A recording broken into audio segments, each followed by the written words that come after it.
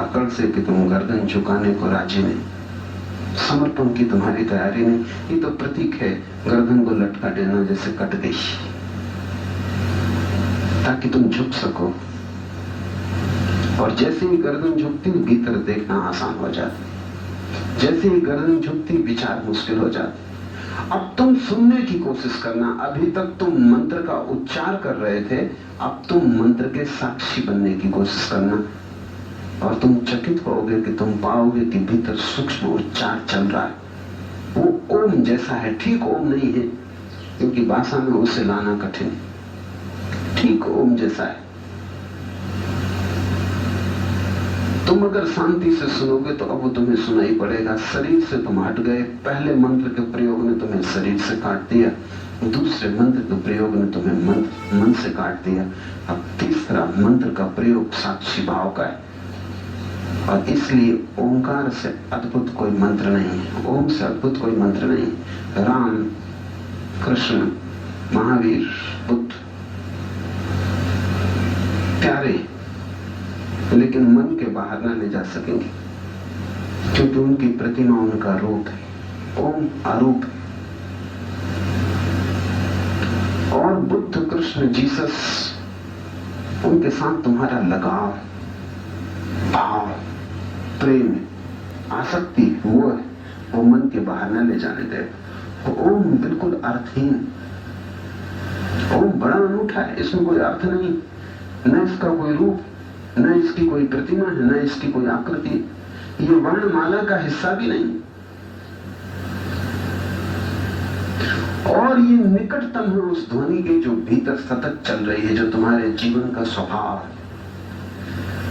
जैसे कि झरने कल कल का नाद करते, उन्हें करना नहीं पड़ता, उनके बहने से ही कल कल नाद होता रहता है।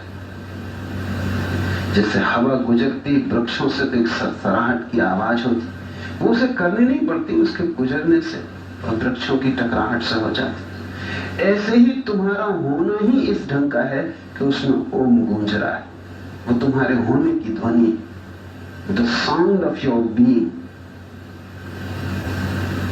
इसलिए ओम किसी धर्म की बपौती नहीं, वो न हिंदुओं का है, न जैनों का, न बौद्धों का, न मुसलमानों का, न ईसाइयों का। ओम अकेला मंत्र है जो गैर सांप्रदायिक है, बाकी सब मंत्र सांप्रदायिक है।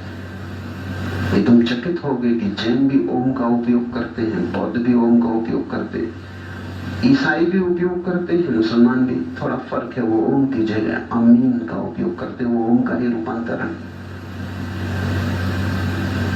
ओम का ही भ्रष्ट रूप। इस मुल्क से उन तक खबर पहुंचते पहुंचते ओम अमीन हो गए।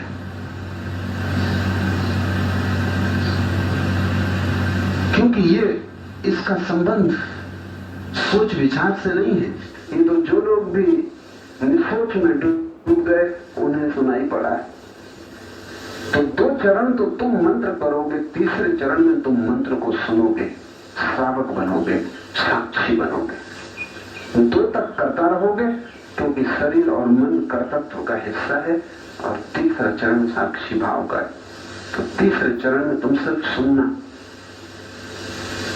शरीर कटा, मन कटा, तब तुम बच गए, प्याज के छिलके अलग हुए, अब सिर्फ शुद्ध अस्तित्व बचा, वही शिवत्व है।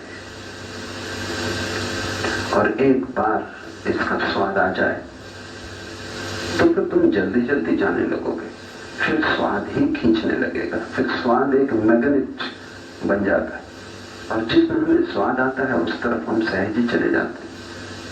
कठिनाई तो वही होती जहां हमें स्वाद नहीं आता।